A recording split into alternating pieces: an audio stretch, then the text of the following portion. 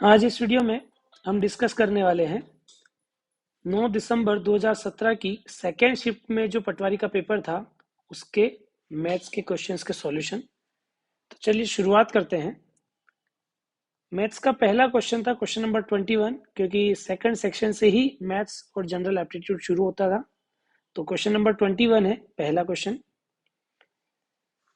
एक वृत्त की त्रिज्या इस प्रकार बढ़ती है कि उसकी परिधि 5% की वृद्धि होती है, तब क्षेत्रफल में कितने प्रतिशत की वृद्धि होती है, यह हमें ज्ञात करना है।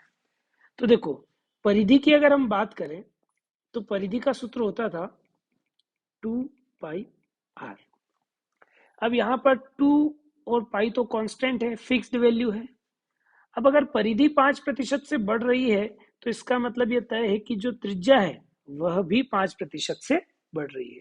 इसका मतलब हम ये कह सकते हैं कि त्रिज्या इस प्रश्न में 5% से बढ़ रही है।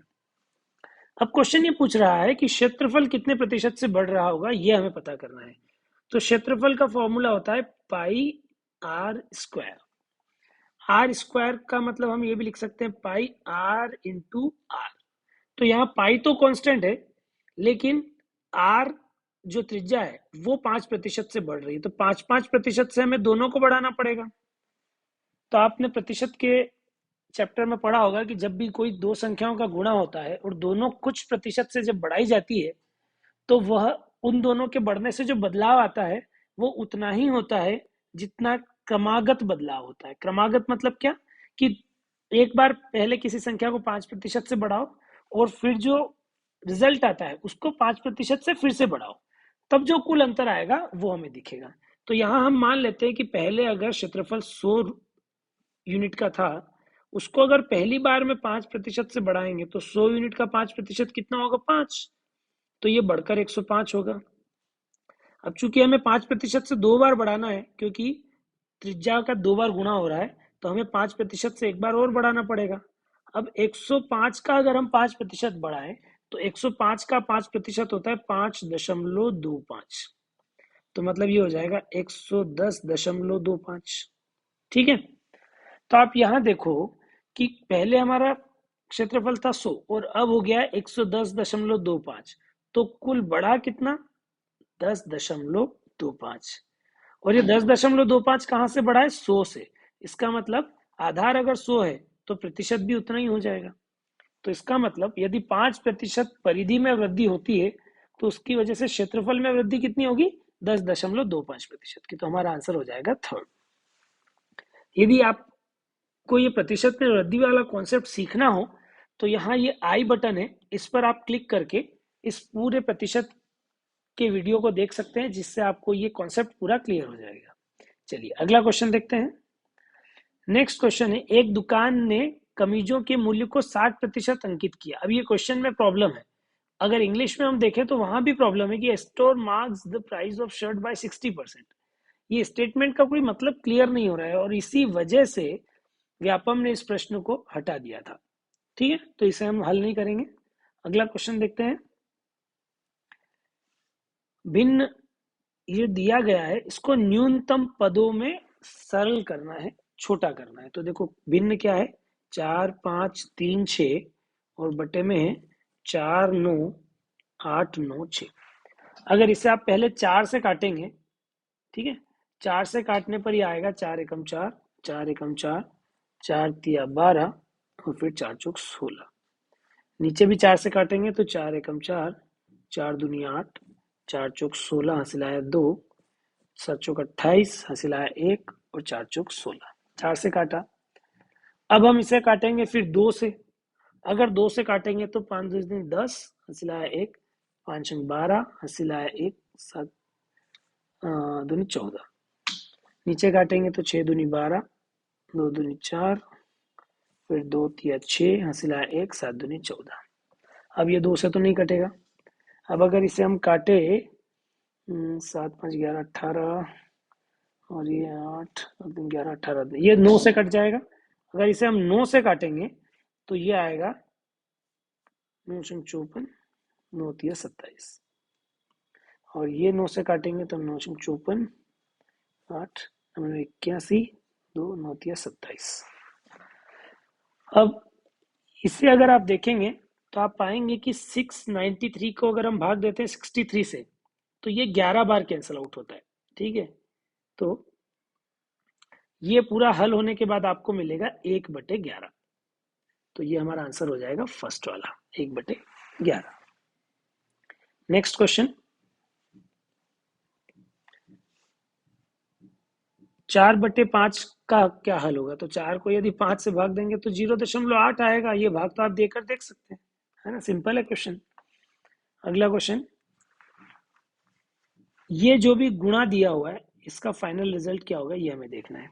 तो देखो हमें 9, 6 और 7 है, 100 है, 100 into 0.0967 into 1000 into 9.67 into 10 into 967। तो हम दशमलव हटाने की कोशिश करते हैं। इस 100 का इसमें अगर गुणा करेंगे तो दशमलव 2 पीछे चला जाएगा, तो ये हो जाएगा 9.67।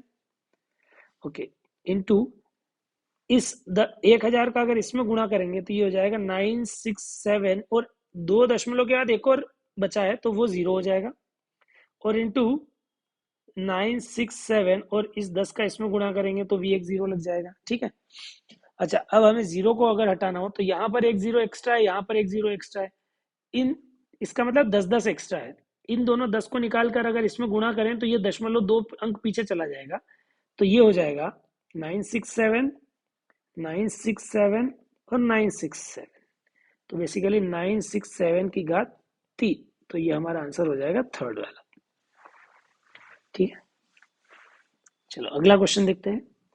64 की पावर है -2/6, तो इसको हल करना है। तो देखो 64 को अगर हम 2 की घात में लिखें तो 2 दूनी 4, 4 दूनी 8, 8 दूनी 16, 16 दूनी 64, 16 दूनी 32 और 32 दूना 64, मतलब 1 2 3 4 5 6। इसे हम लिख सकते हैं 2 की घात 6, और इस पूरे की घात लगी है -2/6। अगर इसे हल करें तो 2 की घात -2/6 गुणित 6, इसे आप काटोगे तो ये आएगा 2 की घात -2। अब 2 की घात -2 मतलब इसे आप लिख सकते हो 1/2 की घात 2, और 1/2 की घात 2 मतलब 1/4। हमारा आंसर होगा सेकंड 1/4। चलिए अगला देखते हैं। एक वर्ग का क्षेत्रफल का अनुपात उसके विकर्ण पर खींचे गए वर्ग के अनुपात से क्या होगा? एक वर्ग का क्षेत्रफल, एक तो ये हो गया, इसका अनुपात किससे निकालना है? इसके विकर्ण पर जो वर्ग बनेगा वो, इसके विकर्ण पर वर्ग कुछ ऐसा बनेगा। अब देखो मान लेते हैं कि अगर इसकी भुजा ए है पहले वाले वर्ग की, तो इसका क्षेत्रफल कितना हो जाएगा? a²। अच्छा अगर इसकी भुजा ए है तो ये भी ए होगी, और विकर्ण a√2 होगा। अगर विकर्ण a√2 है तो नए वाले वर्ग की भुजा a√2 हो गई।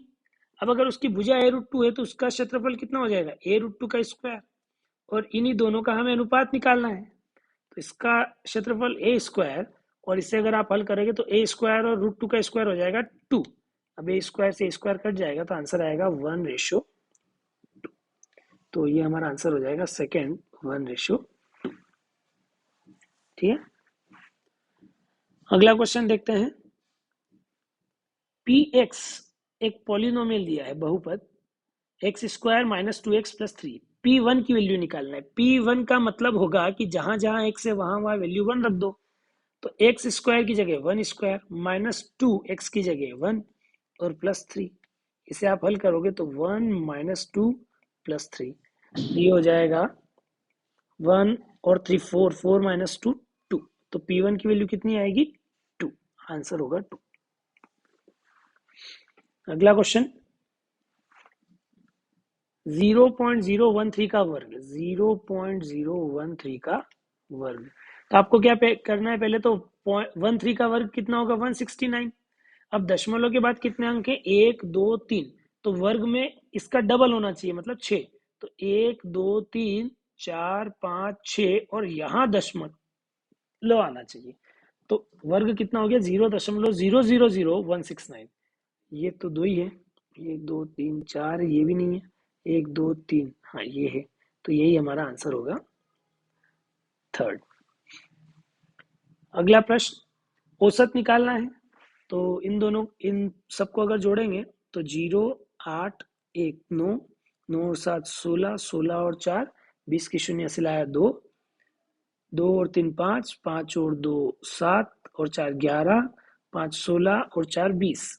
योग आ गया 200 बटे 5, हल करेंगे तो 40, आंसर होगा 40। नेक्स्ट, एक स्कूटर चालक ने अपनी यात्रा 6 घंटे में पूरी की। उसने आधी दूरी 60 किलोमीटर प्रति घंटा तथा शेष आधी दूरी 90 किलोमीटर प्रति घंटे से पूर्ण की, तो तय दूरी क्या है? देखो, मान लेते हैं कि कुल दूरी थी d, ठीक है। तो उसने आधी दूरी कितनी हो गई? d बटे 2, और बची हुई आधी दूरी कितनी हो गई? d बटे 2। तो पहली जो आधी दूरी है उसने 60 किलोमीटर प्रति घंटे की रफ्तार से तय की, और दूसरी जो आधी दूरी है उसने 90 किलोमीटर प्रति घंटे की रफ्तार से तय की। अब अगर पहली वाली दूरी को तय करने में उसे t1 समय लगा हो और दूसरी में अगर t2 समय लगा हो, तो जो कुल समय लगा है t1 प्लस t2 वो कितना होना चाहिए? 6 घंटे का, क्योंकि कुल यात्रा 6 घंटे की है। तो 6 बराबर हम लिख सकते हैं t1 प्लस t2। अच्छा, t1 मतलब टाइम, टाइम का फॉर्मूला क्या होता है? दूरी बटे चाल। तो ये जो पहला t1 समय लगा है इसमें दूरी कितनी है? d बटे 2, और चाल कितनी है? 60 की, प्लस दूसरा जो t2 समय है इसमें भी दूरी कितनी है? d बटे 2 की, और चाल कितनी है? 90 की। इसे थोड़ा हल कर सकते हैं हम। तो ये 2 नीचे आएगा तो 120 हो जाएगा, और अगला वाला 2 नीचे आएगा तो ये 180 हो जाएगा। इसको अगर हम एलसीएम लेकर हल करेंगे तो ये आएगा 360, तो ये आ जाएगा 3d एन प्लस 2d। अच्छा, बराबर में क्या लिखा हुआ है? ये 6। इसे और आगे हल करें तो 5d बटे 360, 5 से काटेंगे तो ये आएगा 72। अब 6 बराबर d बटे 72 है, तो 72 का दूसरी तरफ ले जाकर गुणा कर देंगे तो 6 गुणित 72 बराबर d। इसे अगर आप हल करोगे तो ये आएगा 432। इसका मतलब d दूरी की वैल्यू कितनी आ रही है? 432 किलोमीटर। हमसे क्वेश्चन में ये दूरी ही पूछी थी, तो आंसर होगा 432 किलोमीटर। ठीक है, चलिए अगला क्वेश्चन देखते हैं। मेरा चचेरा भाई मेरी आयु का 2 गुना है। मतलब मेरी जो आयु है उससे 2 गुनी आयु है चचेरे भाई की। अगर मेरी आयु x है तो चचेरे भाई की 2x है, तो हमारा अनुपात कितना हो गया? 1:2। यदि हमारे मध्य 20 वर्ष का अंतर है तो मेरी आयु क्या है? अच्छा, यूनिट वाइज अगर हम देखें तो मेरी आयु 1 यूनिट की, चचेरे भाई की आयु 2 यूनिट की, तो अंतर कितने यूनिट का आया? 1 यूनिट का। अब ये जो 1 यूनिट है ये 20 वर्ष के अंतर को दर्शा रहा है, तो मेरी वैल्यू कितनी होगी, मेरी आयु कितनी होगी ये बताना है। तो देखो, 1 यूनिट की वैल्यू अगर 20 वर्ष है तो मेरी आयु तो 1 यूनिट ही है, तो मेरी आयु भी 20 वर्ष होगी, तो आंसर हो जाएगा 20 वर्ष। बहुत सिंपल। ठीक है, अगला प्रश्न देखते हैं। ए किसी कार्य को 16 दिन में करता है और बी उसी कार्य को 20 दिन में पूरा करता है। दोनों ने साथ मिलकर 4 दिन काम किया और फिर अचानक ए छोड़कर चला गया, तो कार्य पूर्ण करने में बी को और कितने अधिक दिन लगेंगे ये ज्ञात करना है। तो इस प्रकार के प्रश्नों को हल करने के लिए जो टाइम एंड वर्क का मेथड है वो यहाँ आई बटन पे क्लिक करके आप देख सकते हैं कैसे शॉर्ट ट्रिक यूज करना है इसका। अभी मैं वो डायरेक्ट शॉर्ट ट्रिक यूज करूंगा। 16 और 20 का एलसीएम आएगा 80, 80 से 16 का भाग देने पर 5 और 20 से भाग देने पर 4। इसका मतलब ए अकेला एक दिन में 5 यूनिट का काम करता है और बी अकेला एक दिन में 4 यूनिट का काम करता है, और कुल 80 यूनिट का काम है। ठीक, अब शुरुआत में तो ए और बी दोनों मिलकर काम कर रहे हैं। कितने दिन काम किया ए और बी ने मिलकर? 4 दिन। अच्छा, ए एक दिन में 5 यूनिट करता है, बी एक दिन में 4 यूनिट, तो दोनों मिलकर एक दिन में कितना करेंगे? 5 और 4 9 यूनिट। एक दिन में 9 यूनिट करते हैं तो 4 दिन में कितना करेंगे? ये 36 यूनिट का काम कर लेंगे। अब टोटल जो 80 यूनिट का काम है उसमें से 36 यूनिट का काम तो ये ऑलरेडी खत्म कर चुके हैं, तो बचा हुआ काम कितना है? 80 माइनस 36 मतलब 44 यूनिट का। ये 44 यूनिट का काम कौन करेगा? अकेला बी करेगा, क्योंकि एक तो ए तो भाग गया बीच में से। अब अगर बी जो है वो एक दिन में 4 यूनिट का काम करता है, तो टोटल 44 यूनिट का काम समाप्त करने में उसे कितना समय लगेगा? 44/4 मतलब 11 दिन का समय लगेगा। तो शेष कार्य जो है उससे बी अकेला 11 दिन में पूरा करेगा। आंसर होगा थर्ड। ठीक है, ये ट्रिक अगर समझना है आपको तो ये आई बटन पर आप क्लिक करके जा सकते हैं। अगला क्वेश्चन, एक पुरुष एक खाई को 48 पुरुष एक खाई को 20 दिन में खोदते हैं, तो 15 दिन में इसे कितने पुरुष खोदेंगे? तो M1D1, ये भी टाइम एंड वर्क में हमने पढ़ाया है। तो पुरुष है 48, दिन है 20, बराबर फिर पुरुषों की संख्या निकालना है और दिन है 15। इसे आप अगर काटेंगे 5 से तो ये 4, फिर 3 से काटेंगे तो 16, 16 चौक 64, तो M2 की वैल्यू आ जाएगी 64, मतलब 64 पुरुष लगेंगे। आंसर होगा 4। अगला प्रश्न, विवाह के समय एक पति और पत्नी की आयु 24 वर्ष थी। ठीक है, औसत आयु, मतलब विवाह के समय दोनों की हम 24 एज्यूम कर सकते हैं। अच्छा, 7 वर्षों के बाद, आज की अगर हम बात करें 7 वर्षों के बाद उनकी आयु कितनी हो जाएगी? 7 7 जुड़ जाएगी, तो इसकी हो जाएगी 31 और इसकी भी हो जाएगी 31। अब 7 वर्ष बाद पति पत्नी और पुत्र की औसत आयु 22 है। औसत आयु किसकी निकाल रहे हैं? पति पत्नी और पुत्र। पुत्र की नहीं पता तो x मान लेते हैं। इन तीनों की मिलाकर औसत कितनी है? 22। औसत कैसे निकालेंगे? पति की आयु पत्नी की आयु प्लस पुत्र की आयु बटे में 3 बराबर 22। तो पुत्र की आयु निकालना है। अच्छा, 31 और 31 कितना हो गया? 62 प्लस x और बराबर 3 का गुणा 22 में करेंगे तो 66। अब x की वैल्यू निकालना है तो 62 को घटा देंगे, आंसर आएगा 4। लेकिन यहाँ पर आंसर ये दे रहा है 2। ये गलती क्यों हो रही है? हमारा तो 4 आ रहा है।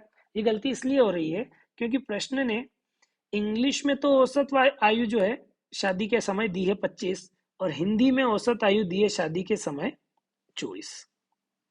ठीक है, एक सेकेंड।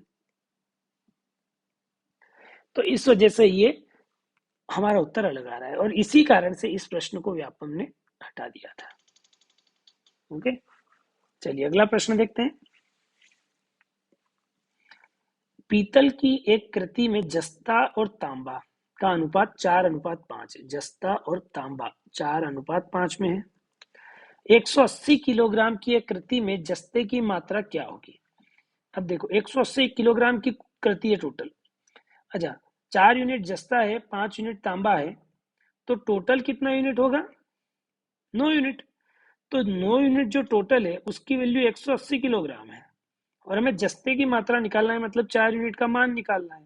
तो इसे आप हल कर लेंगे, 20 चौक 80, आंसर 80 किलोग्राम। ठीक है, अगला प्रश्न, वह सबसे छोटी संख्या ज्ञात कीजिए जिसे 8934 से घटाया जाना चाहिए ताकि वह एक पूर्ण वर्ग बन जाए। तो इस प्रकार के प्रश्नों को हल करने के लिए आपको परफेक्ट स्क्वायर वाला मेथड पता होना चाहिए, है ना।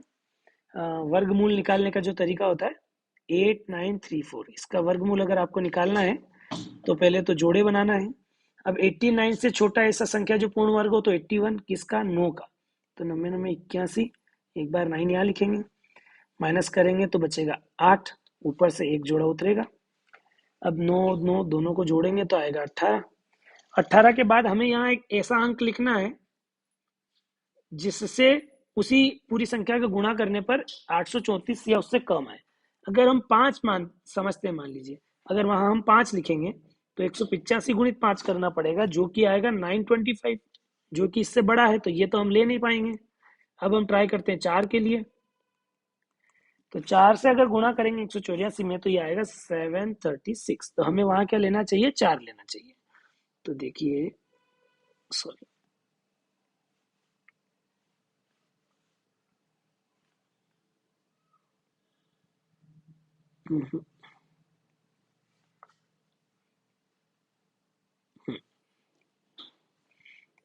तो हम यहाँ लेंगे 4 और इसका गुणा करने पर ये आ रहा है 736। अब अगर हम इसे माइनस करेंगे तो ये आएगा 98। तो ये 98 एक्स्ट्रा है। ठीक है, अब अगर ये 98 एक्स्ट्रा नहीं होता तो ये हमारा पूर्ण वर्ग बन जाता 94 का, परंतु चूंकि ये 98 एक्स्ट्रा इस वजह से पूर्ण वर्ग नहीं बन रहा है, तो हमें इस संख्या में से 98 घटाना चाहिए ताकि जो बची हुई संख्या है वो पूर्ण वर्ग बन जाए। तो आंसर हो जाएगा 98। अगला प्रश्न, यदि x बटे 5 और 9 बटे 15 समतुल्य है तो x का मान, बहुत सिंपल है, x बटे 5 समतुल्य है 9 बटे 15 के, तो 5 से काटेंगे तो ये आएगा 3, 3 से काटेंगे तो ये आएगा 3, मतलब x की वैल्यू आ जाएगी 3। सिंपल। ओके। अगला प्रश्न, यदि एक्स स्क्वायर बराबर 4224 है तो निम्नलिखित में से कौन सा सही है। तो आप देखो 64 का अगर आप स्क्वायर करते हो तो ये आता है 4096, और 65 का अगर करते हो तो 4225, है ना। मतलब आप क्या कर रहे हो, बेसिकली हर जगह स्क्वायर कर दिया, तो 64 का स्क्वायर ये आ गया। इससे पता चल रहा है कि जो एक्स स्क्वायर है वो इन दोनों के बीच में आ रहा है, और वास्तव में भी ऐसा ही है। 4224 जो है वो 4225 से छोटा होगा और इससे बड़ा, तो यहाँ बीच में ही आएगा, मतलब ये पहला कथन ही सही है। ये से आप अनुमान लगा सकते हैं। अच्छा, बाकी को अगर रिजेक्ट करना हो तो कैसे, 210 जो है उसका अगर वर्ग करोगे आप तो, एक सेकेंड, ये आएगा 44100, उससे बड़ा एक्स स्क्वायर, जबकि यहाँ जो 4224 है एक्स स्क्वायर की वैल्यू, वो तो छोटी है इससे, तो ये तो संभव नहीं है। अच्छा, 24 और 25 का अगर देखें तो 24 का स्क्वायर कितना होता है 576, और 25 का 625, इसके बीच में एक्स स्क्वायर आना चाहिए, मतलब 4224 आना चाहिए, ये भी गलत है। और फिर अगर हम बात करें 21 के स्क्वायर की तो वो होता है 441, और बात करें 22 के स्क्वायर की तो वो होता है 484, इसके बीच में भी 4224 नहीं आएगा, ये भी गलत है, मतलब पहला ऑप्शन हमारा करेक्ट होगा।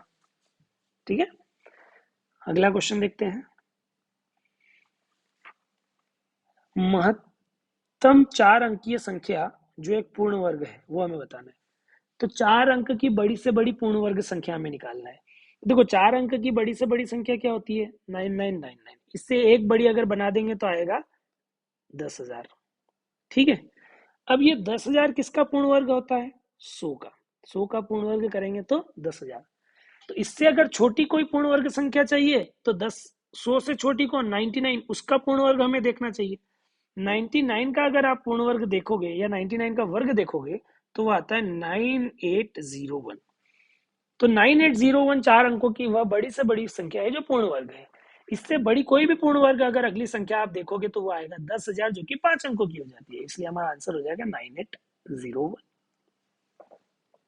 ओके, तो इस प्रकार 9 दिसंबर 2017 की पटवारी परीक्षा की शिफ्ट सेकेंड के आज हमने 20 क्वेश्चन और कवर कर लिए हैं।